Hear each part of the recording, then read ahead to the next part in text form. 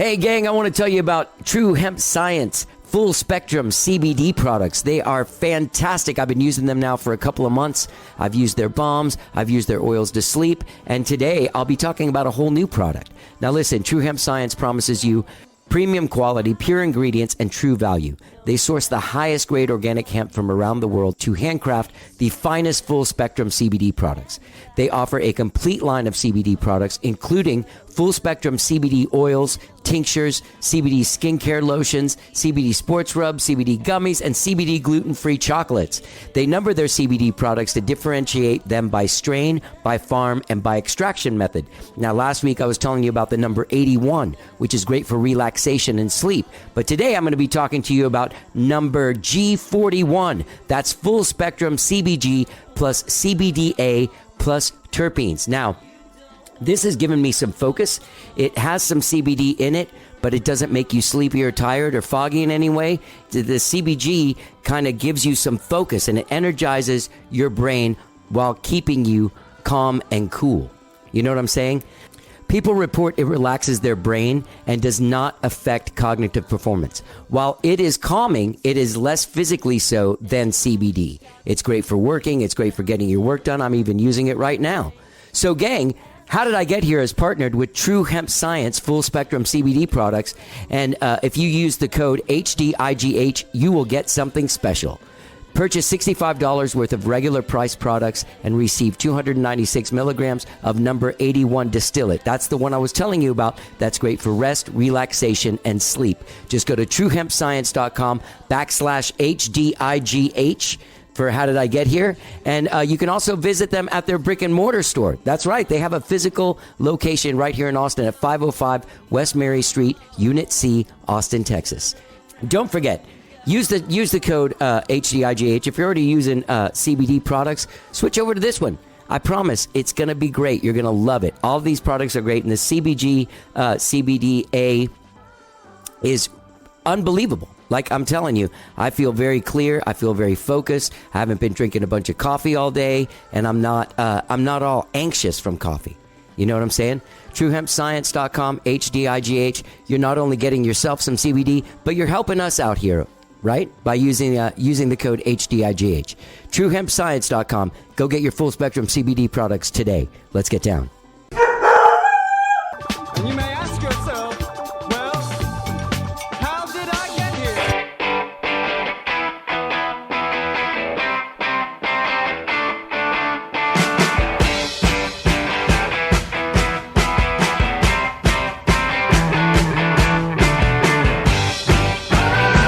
It's time for How Did I Get Here? And now here is your host, Natalie. When we talked, All right. Hello, I'm Johnny. I'm your host. Welcome to the show. I hope you guys have all had a good week. Your week was very good. I heard from some of you. Yes, you were right. I did not put out a show on Tuesday. I'm sorry about that. I was dealing with some personal stuff, but then also I was having technical issues. And the technical issues got to be where I was going to have to spend too much time on them. I decided to deal with the personal stuff and just put out one show this week. But don't worry, I will be putting out 3 shows next week. Anyway, my week is going good. I had a lot of stuff to deal with on Monday and Tuesday, and now things are a little bit more laid back. I am dealing with some leash aggression issues with my dog Rosie. That's been kind of a pain in the ass, but I've learned how to do it from the Humane Society website. Let me tell you something. If your dog's having some, this isn't an ad at all, but if your dog is having some kind of behavioral issue or anything, they do a great job of describing, they describe exactly what your dog's deal is. My dog has leash aggression. It's called something else. They call it something else, not aggression. They use a nicer word, a more PC word. But there's a couple different reasons, and I realized, her reason isn't fear. It's anxiety of like wanting to do more stuff than she can because she's leashed up. And anyway, so I've been working on that. It's true, man. We do this stuff. I was thinking about this, and I was thinking to myself, man, if I had a child with like behavioral issues, I'd be insane, Anyway, Rosie's a great dog. She's just been lashing out at stuff when she's on a leash for the last couple of weeks. It's very weird. Came out of nowhere, and now it's happening. But we've had some good walks, and I think we're on the mend. Gang, I have a great big show for you today. I don't have time to mess around. I have singer-songwriter Ryan Culwell. He was a guy that lived in Nashville for like a decade, but now he just moved back to Texas, and he just put out a brand new album in January, a couple weeks ago, called Run Like a Bull. Great record. Fantastic. It was produced and recorded with Nielsen Hubbard, who's done Mary Gaucher, who was on the show last time. He's got a great record out called The Last American. But this record, Run Like a Bull, fantastic songwriting, fantastic. And it's heavy-ass shit. But he said, that while this record may seem heavy, at its core, it's a deeply optimistic record. And you do get that after a while, man. So Ryan was on tour. He was on his way to go down to this songwriting festival in Key West and play some shows down there, and then he was going to go up to Nashville and play a show. But we had a great conversation. It wasn't very long because he was in like the parking lot of like a Walmart or something in the middle of nowhere, and we were having some connection issues. But it was good to talk to him, good to meet him. I hope when he comes to Austin, we'll get to sit down and have a great conversation about his whole career and his whole life. And his journey. That's the word I was looking for. Ryan Culwell. I'll be talking to him in just a second. But before I talk to Ryan Culwell, I talked to Austin Music Foundation Artist Development Year 5 participant Natalie Price. Natalie Price is a fantastic singer-songwriter here in town. She's been on the show before. I've been a big fan of hers as an artist and as a person. She's a really, really wonderful person, a great hang, and just a fantastic songwriter. And she recorded 2 songs with us that are out now on our ATX Gen Next Adventures in Person, available at austinmusicfoundation.bandcamp.com. Natalie Price has 2 songs, Tell Me and Butterfly. I had the honor of getting to sit down with Natalie and play on a couple of those songs with her, even cut the track Butterfly. It's very exciting for me. I love doing it, and I love Natalie, and we had a great time. So before we talk to Ryan Culwell, fantastic songwriter, let's talk to the great Natalie Price. Let's get down.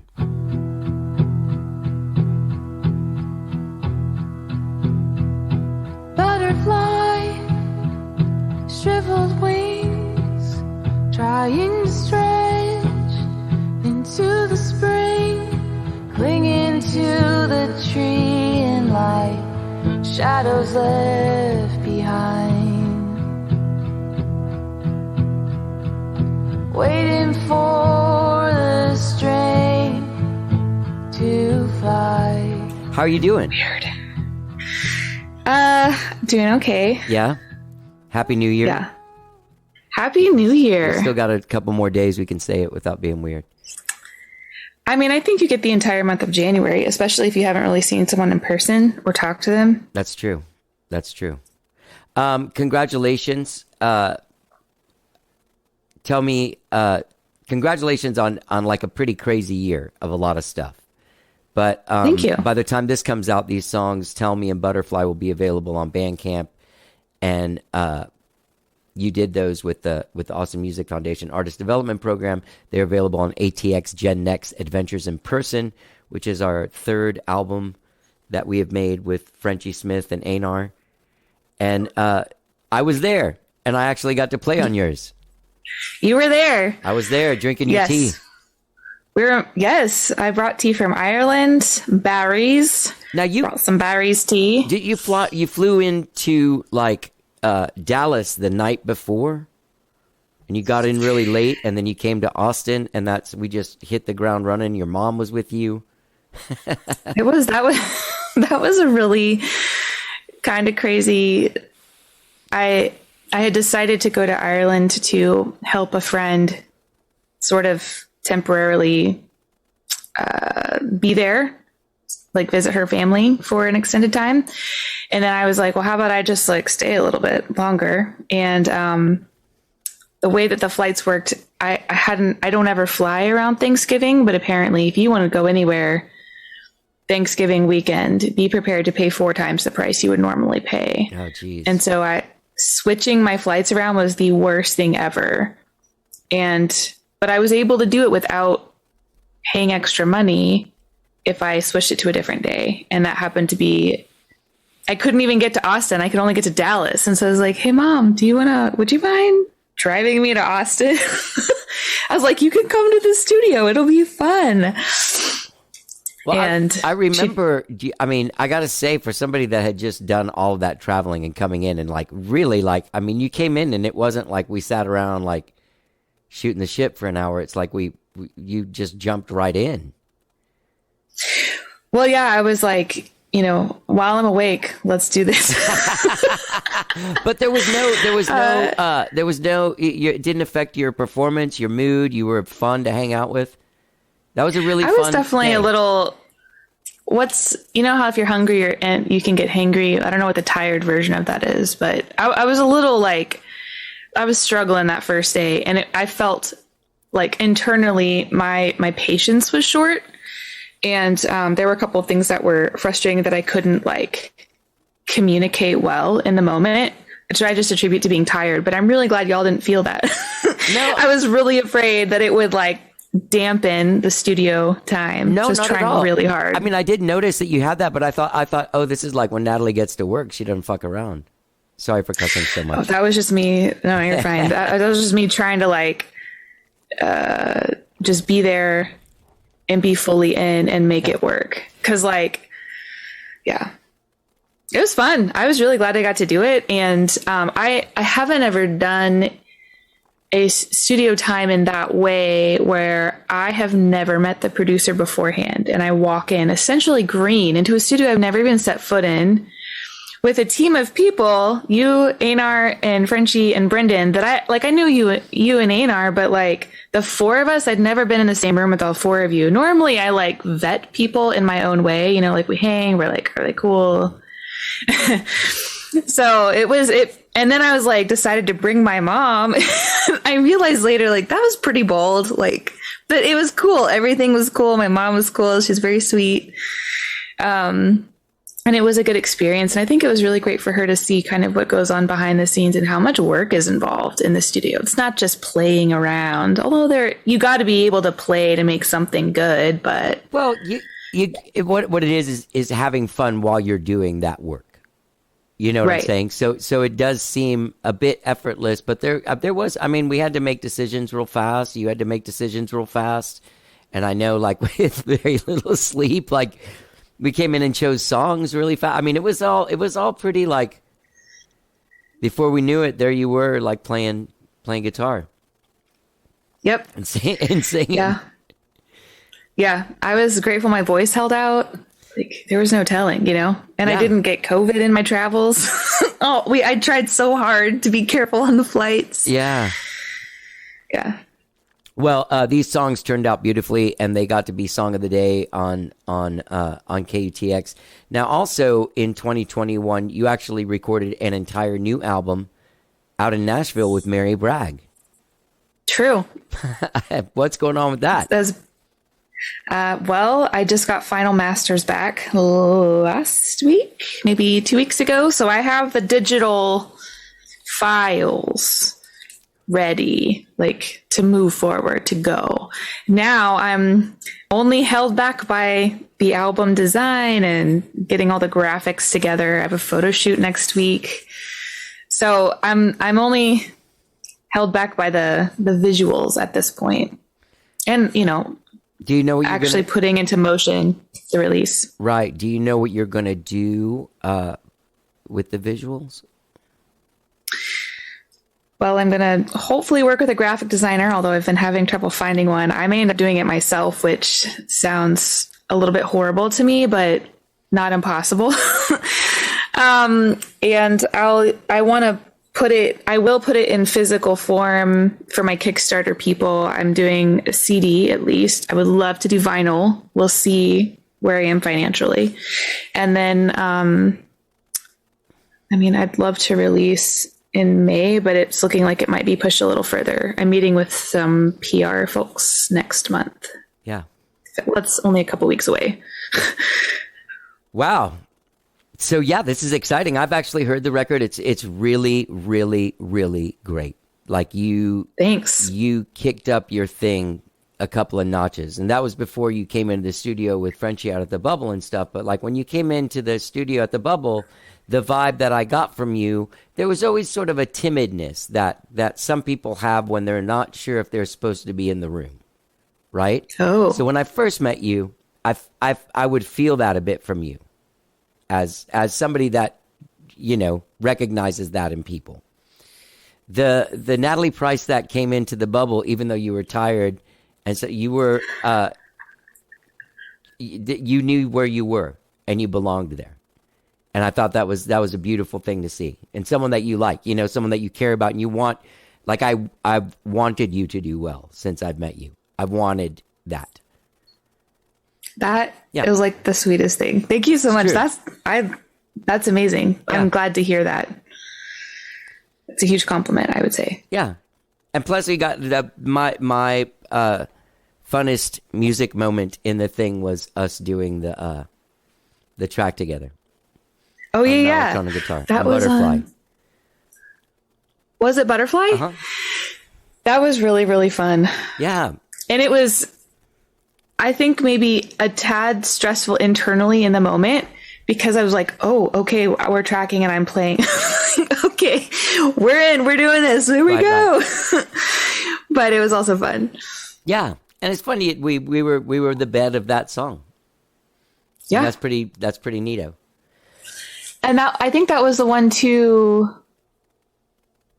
Yeah, it was Butterfly where eventually on the later in the process, I don't know if you were there at the moment that it was happening, but as I had been listening to the rough mixes, I was like, man, I hear this other part. I was there for that. Yeah. The little and melody. I got to add it in on Mellotron and it was so cool. I'd never played Mellotron before and I heard a part and I got to add the part and it's just a little tiny ear candy, but it made me really happy to put it in there.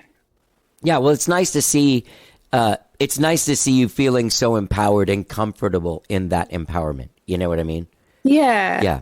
And I really like appreciate all of y'all in the studio too, making sure that I played instruments on the songs, and because I'm comfortable taking a back seat when it comes to playing an instrument when we're on studio time that we're paying for, because I know a session player is going to nail it in 3 takes. And it will take me a little longer to get something down, but I'm fine just contributing vocals often. So it was fun though to add and to actually play and take more ownership of the song too in that way. Do you think that you'll carry that on to like your next album? Possibly. I played a couple of songs in Nashville, and that was Mary and John were very encouraging, and they were like, no, why don't you play acoustic guitar on this one? And I did play the kalimba on the island because no one else knows the song. I don't know. I haven't met a session player yet who's like, yeah, I'm great at kalimba. You know, that could be your thing. What do you mean? To be a session like player? Someone would be like, man, we need kalimba on this. Like, oh, you know Natalie Price? She rocks the kalimba. I mean, that'd be an interesting thing. Is there a name for that album, or is that just the album that's coming out? Yeah. I decided to self-title. It's my first full length, so I decided to go with just Natalie Price. Natalie Price, debut full-length album. You're hearing it here first, folks. Hearing it here, folks. Hearing it here first. If people can find you at natpricemusic.com. Tell me for a minute, a little bit about this Patreon. What do you do on your Patreon that you don't do in life? Because you do a lot of stuff in life.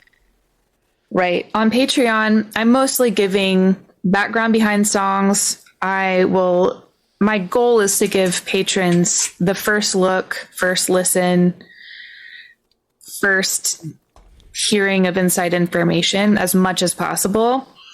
So I'll let people also hear like voice memos of songs that I've been working on. And I really love telling the stories behind songs. So I'll do a whole series for this album coming up, stories behind all the songs. I'll be sharing photos and footage from the studio.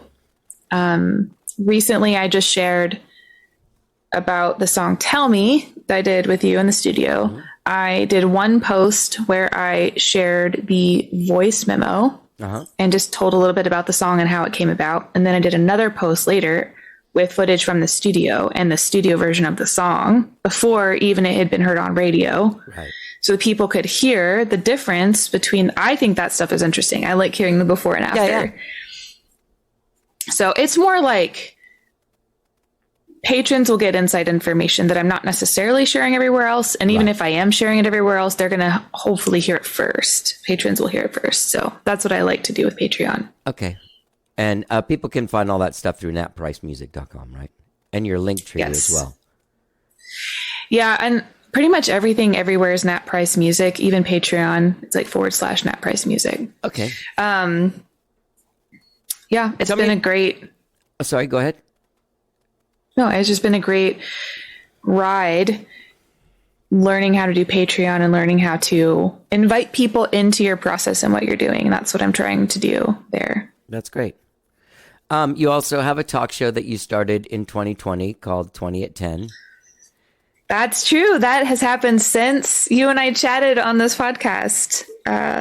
Thank you, pandemic, to make me pivot, word of the 2 years, and do something else. And so that's been my attempt to keep myself active and creative and invested in the community, and also like developing community, but where I can, and connecting with other creatives and keeping myself inspired, keeping myself accountable. That's what this show's been. Yeah, that's what these shows do. And they're good, you know. Yeah, you do a great job. Plus you got Dana Cooper. That's really exciting. How often Dana are you Cooper's doing that show? Right now, once a week. Okay. If I have, since it's on Monday nights, if I have a European guest that wants to be on it, then I will add in a show on like a Saturday morning at 10 my time. Okay. It's like 4 or 5 or 6 p.m. for them. All right. Anything else you want to say? Did you have a good time in the artist development program? I've had a really great time. Good. I wasn't really sure what to expect. I know that it's changed and shifted since pre-pandemic times. Right. And I think that I've only met a couple of the other artists in person, and it was at that like BMI a BMI event. Yeah, the BMI mixer right before ACL. Yeah. And I was really glad to meet them in person, but like that's one thing that I miss from pandemic times. Yeah. But like just the fact that we're all on Zooms and we can kind of see each other and like ask questions, and it's been cool to be a part of the program, and I've been grateful and honored to be a part of it. And I don't know, I think it's I'm glad that you were able to do it. Thanks. Yeah. I think it's a cool thing that y'all are doing. And especially like I realized going into the studio, like there was complications with scheduling and like making it all happen. And like, it was a nightmare. And then even post, I think we were trying to do videos or something, and then everybody got COVID. It's just like, even with all the complications and it being, you know, difficult to work things out in some ways, like I am still really grateful to be a part of it. And I realized like there are 2 songs that are going to exist in the world that are fully produced because of Awesome Music Foundation and the Artist Development Program. And that's really cool. And that's a collaborative effort between me and other folks in Austin, you, Einar, and Frenchie and Brendan. So that's really cool. And that's something that wouldn't have happened this year, and definitely not, even if it did happen, it wouldn't have happened in the same way. Right. Had I not been in the program. So I think it's been great. Well, good. I'm real proud of you. I made that clear early on in the thing. Everyone can find you at natpricemusic.com. Check out these gorgeous songs, Tell Me and Butterfly, available on ATX. Next Gen Adventures in Person, which will be available on vinyl at some point later on in a few months, and then we'll do a big show. One last thing before we go. I know we've been talking for a long time, but I do want to... I want to ask you, when you play live, like when you play the show for the release of this ATX Gen Next album, what kind of setup are you doing? Oh, that's a great question that I don't have an answer to yet. I know I can get up and play them by myself on guitar, but I would love to bring some extra energy. So that's what I'll be trying to figure out. Probably talking to you about actually offline.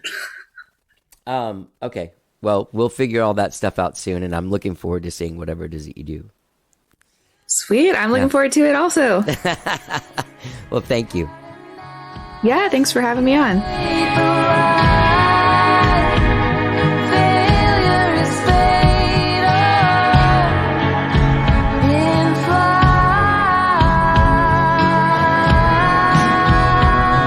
That's Natalie Price. Her songs Tell Me and Butterfly are available on ATX Gen Next Adventures in Person, the Austin Music Foundation's Artist Development Year 5 album, which will be coming out on vinyl later on this year. You can find it at austinmusicfoundation.bandcamp.com. That's austinmusicfoundation.bandcamp.com. You can find Natalie Price at natpricemusic.com. She's got a Patreon. She's got a great show that she does on once a week, an interview show on Instagram called 20 at 10. Great show. You can find her at natpricemusic.com. Go there, get involved with everything she does, and check out all the other artists: Quentin and the Past Lives, Anastasia Hera and the Heroes, Pleasure Venom, and TV Temple, all on Austin Music Foundation's ATX Gen Next Adventures in Person, available at austinmusicfoundation.bandcamp.com. All right. So now let's talk to Ryan Culwell, who was in this car in the middle of nowhere, maybe in a Walmart parking lot, talking to me about his latest album, Run Like a Bull, moving from Nashville back to Texas, and the reasons why he did that, and what he was going to go do in Key West. All right. So here it is, me and Ryan Culwell chatting it up. Let's get down.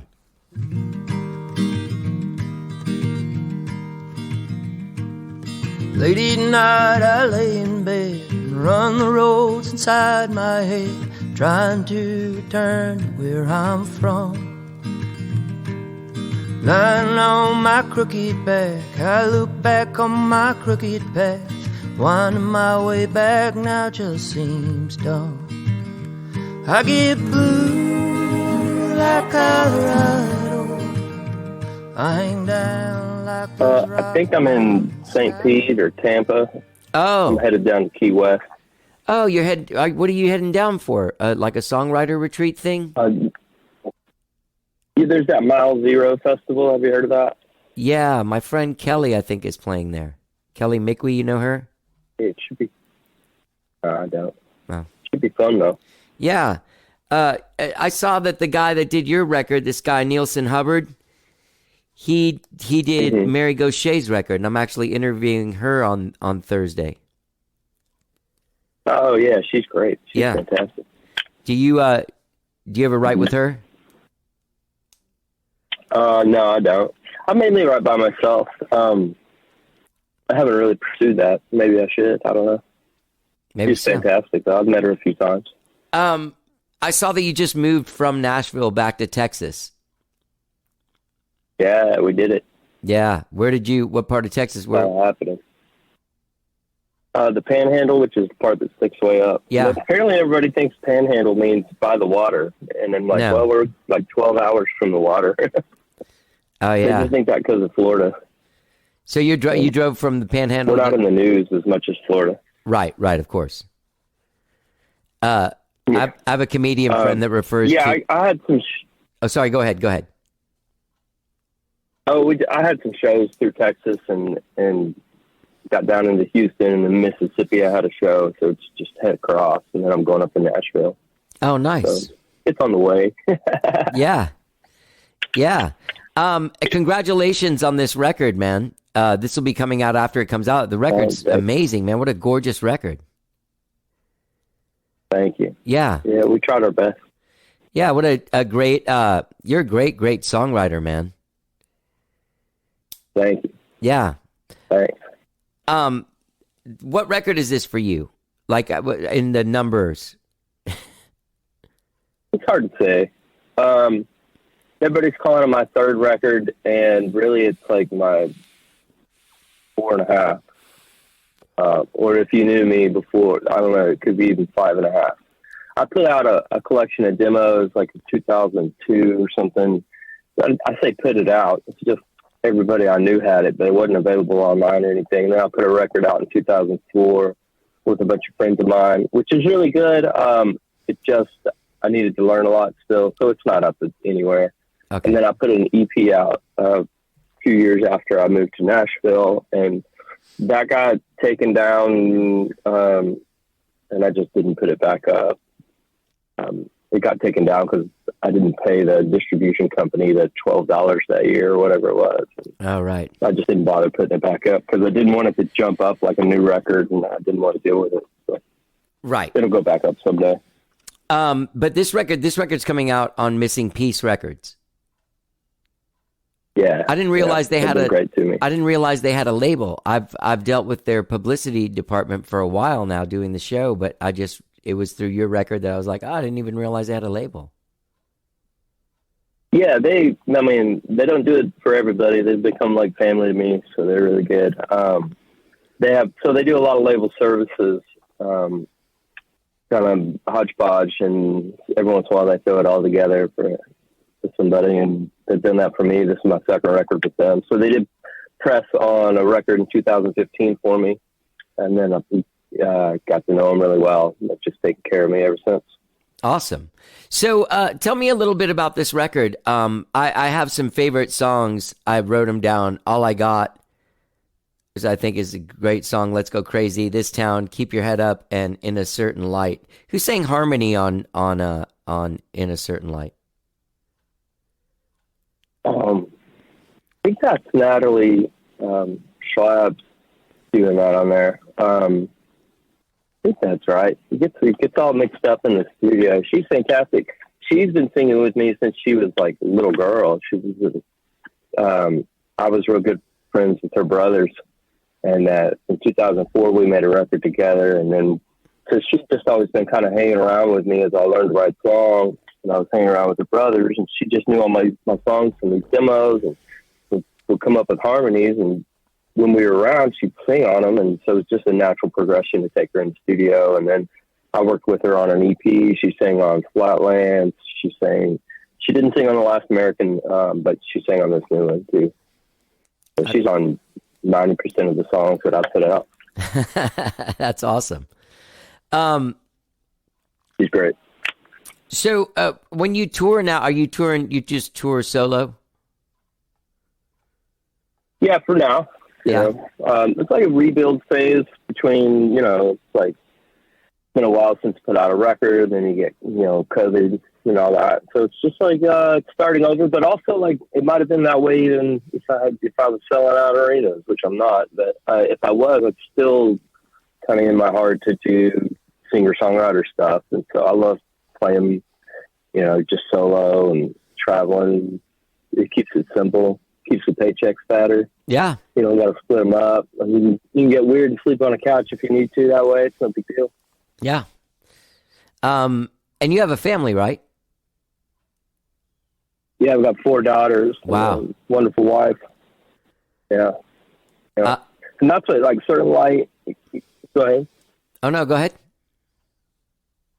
I was just going to say that's what Certain Light kind of was born out of, was sitting around the house. We had to come off the road or whatever for the pandemic. And so sitting around the house, I don't really write a lot of direct love songs, but I'm sitting around the house for a very long time with my wife, and it just kind of spilled out. Certain Light did. So it's kind of my only, I think they're all love songs, but I think it's the one that's most recognizable as a love song. Yeah. Whatever the love song is. Yeah. So you wrote these songs during the pandemic? Well, I finished them. Some of them, like Let's Go Crazy, I saw the voice memo the other day, and it was the original thought for that was like in 2016. So I'll probably have 5 or 10,000 voice memos on my phone. I don't know how many. I mean, too many.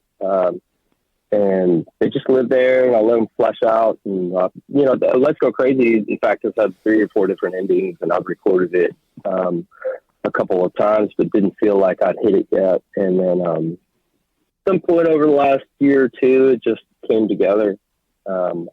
I redid the ending, and sorry, my phone's making all kinds of noises for you, probably. I can't hear it. There we go. Cool. So it's hard to say when things get written or when they don't. Like an idea will come up, and then a year later you work on it, and 6 months later, or sometimes the thing comes out all at once. But some of them were written over the last year, and some, before cutting the record, and some of them have been around for 5 years. Wow. Yeah. Oh, like most records, really. Yeah, I think so. When I see these guys and they're like, I'm going to write a record, and they'll go on a retreat and write a record and then go record the record. And I don't know if that's true, if they're really doing that, or if that's just a way to market, and then get everybody, here's the pre-order before I even wrote the songs, and they're selling records before they're writing songs. And that's probably a smart way to do it, but it just seems distracting to me. Well, there used to be a time like in the 80s when people had like these massive budgets. There were bands like Roxy Music that would, by the time they were doing like Avalon, they would go to like Compass Point in Nassau in the Bahamas for like 4 months and write and record a record. Yeah, that'd be great. Yeah, if you want to wouldn't cut the it? check, Yeah, I'll yeah. do it that way. There's no real. You did this record pretty fast, huh? Yeah, so I was kind of getting antsy during the, the beginning of the pandemic, and I was writing a lot and thinking a lot, and then I called Nilsson up, and I was just pacing in the driveway on my phone. I was like, let's cut a record, let's go. And he said, let's do it. And so we jumped in the studio. I think it was 3.5, 4 days, something like that. We did the whole thing, and big deal, just knock it out. How did you guys, how did you do that? Did you guys record it live, like together, playing together? The band? Some of it was that way, and then some of it was like the band would go out and get a coffee or a cigarette, and I'd cut a few songs, and then they'd come back in and play on top of them. So it was just both. And then that's kind of been the way all my records have been, the last three. It's like some of it was done live, and some of it was just tracked kind of more intimately with just me, and then let these guys loose on it. But everybody was kind of like, even the stuff they came in and laid stuff on top of, there wasn't a lot of like go back and add 15 layers of guitars or anything. Right. Like, what's your thought? And chase the first thought down usually. So you got guys you trusted, and you trusted what they did, and you just go in there, and they're there because you want them. That was a conversation. Yeah, that's it. It was like, and they're all friends of mine, and they're guys I trust. And that was the conversation with Nilsson. Was just like, I want it to be very personal. I want it to be, they're really personal songs. And I was in, like everybody was, I felt very exposed and vulnerable and raw. And I wanted to capture that and not be surrounded by, hired guns that I didn't know. I wanted my buddies in there so that, I could feel free to dig into my own feelings or whatever and get a little weird and, and just chase it. So those are all, everybody was on those records. It's like I'd go have a beer with them and hang out and do whatever, Yeah. Yeah. You covered this 9 Inch Nails song, Head Like a Hole, with Aubrey Sellers. Who is that? Why do I know that name? She's amazing. Yeah. She's not famous. Her mom is famous. She is famous. She is, or she's not necessarily famous. She should be. Her mom's Leanne Womack, and that's how a lot of people know who she is. Oh, okay. But she's been real cool to not try to ride that into what she could, and stand up on her own legs. And she's incredible, and not just as a singer, but like as a performer, and also like as a producer. She had a lot of input on what the song should sound like, and influenced it a lot. And we did that all remotely. She was living in LA at the time, and Ethan Ballinger, who also produced it, was living in LA, and then Megan McCormick was in Nashville. But we were just flying tracks around and getting on the phone and saying, I like this, I don't like that, let's just keep going, and letting it flesh out. Yeah. What made you do that song in particular? Did you grow up as like a 9 Inch Nails guy? Man, I was scared of 9 Inch Nails when I was like pretty young. My brother brought it in the house. It was like, your head like a hole, black. I thought it was satanic. I was like, I'm out, and then I grew up. I think I had that feeling like early in the pandemic that telling everybody what to do. And it's like, maybe it wasn't like I was having these conscious thoughts of like, screw these guys, but probably like somewhere underneath, I started giving these fist in the air and feeling. I was sitting around trying to write songs, and that song just kept coming up over and over and over. So I'd be writing my own song, and then I'd start singing Nine Inch Nails, all country like, and it just felt good. And I sent it to Ethan. I was like, "This is stupid, right?" And he was like, "No, let's do it." And so we just started. And now it's like, it feels appropriate in these times. Right. Right. Yeah. Unless you feel the exact opposite. Some people feel the exact opposite. Whatever. Yeah. I mean, it's very, it's a weird time to it must be a weird time to raise kids, man. It just depends on what you think, what you're doing. Like, we homeschool, and now we live in the Texas Panhandle. It's not weird at all, But if you're living in New York, maybe it's a little tighter, but we got all that space to roam free, and not really the way our life is designed. It's impacted me a lot.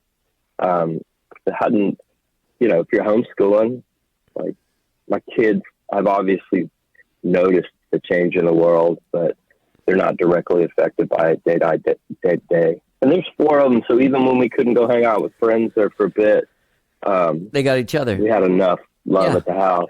Yeah, we're just kicking it. They get along well, and we had a big backyard. So, and we got a dog to make it through, like everybody else. Yeah. So that helped. What kind of dog? We got an Australian Shepherd from some farmer. He just happened to have a couple dogs got together, and he's trying to get rid of them. So we got a hold of one, and she's a little weirdo. She's cool. Australian Shepherds are feisty, but she's really laid back. She's deaf because, but she's a little nutty. She's been real sweet. That's good. And it's another girl. I tried to get a boy, and they wouldn't let me do it. So, yeah. Maybe when I retire, I'll get my own dog. Yeah. So, are you doing like a release show down in Key West? Well, there's this big festival. I am playing on my, on the 28th when this comes out. So that'll be a release show, but it's just part of the larger festival. So, Right. We're working on some things in the books. Like the calendar there's a whole lot of contingency in the calendar, and that's how COVID's affected everything. You think you got a lot of stuff lined up, and then it goes away, and you got to start over. But Right. It weeds out the weak ones. That's okay. Can't hang, don't hang. Yeah, I mean, keep going forward. So, no, I'm a musician we'll too. put together some shows like an Amarillo. Okay. Go ahead. I know. I was going to say I'm a musician too, and there've been, obviously there've been cancellations. I just had a thing that there was this corporate thing I was going to do, and it just got canceled a couple days ago, or moved to another date, or whatever that means. Yeah. But yeah, that's a tough. You just take it. Yeah. Yeah. But I mean, it must be tough for you, like you're going down all the way to Key West, and then you're going to tour your way back to Texas, right? Yeah. Well, I'm going to go write in Nashville with a couple of my buddies or start working on another record, really. See what comes of that. Oh, cool. I'll hang out for a few days. But it's weird. I've lost in the last year, I've lost more money than I made sometimes as far as cancellation. Yeah. And so it's strange, but it is what it is. You just keep your life small and say what you can and just keep going. Yeah. Yeah. Well, dude, this has been really good talking to you, man. We should do this again, like maybe sometime when you come to Austin. I saw you played at the Hole in the Wall sometime recently. Oh, yeah. Yeah. Fun place, isn't it? Yeah. Totally, man. I've been playing I'll be there back forever. through Austin. I should be in Texas quite a bit more now. That's the idea. Is that I have direct access to that market. I don't have to travel 1,000 miles to get going. it's 6 hours to Dallas or something, but that's like 6 hours is nothing at this point. I guess Do that so. the day of the show and let it ride. Yeah.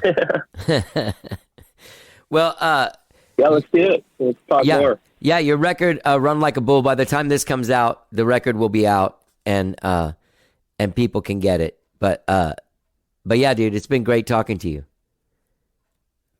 Thanks. Good luck. talking to you. Nice to meet you. Have fun in Key West. I'm going to come back all tan. I'll see you when I'm tan. All right, man. Talk to you later, buddy. All right, be safe. You too. Take care. I hang down like those Rocky Mountain skies in the valley. That's Ryan Culwell. Check out his album, Run Like a Bull. Available now wherever you stream and download your jams on Missing Piece Records. Great talking to him. I look forward to a longer conversation with him. What a great guy. And hey, gang, don't forget, man, check out Natalie Price at natpricemusic.com. Go check out the ATX Gen Next Adventures in Person Austin Music Foundation album at austinmusicfoundation.bandcamp.com. Go there. Do it. You gotta do it. All right? Do it all, man. There's a lot of stuff to check out. All right, I'll have 3 shows for you next week. Sorry about the 1 show this week. Sorry, guys. Sorry. Have a great weekend, whatever it is you're doing. Happy Valentine's Day. Let's get down. Mountain skies in the valley of wide road, dreaming on the mountains I should climb. Lift your eyes up to the hills, pray the Lord your soul to keep. So afraid he never will,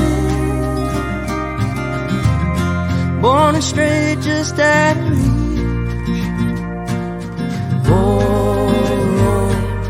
Oh, come and find me.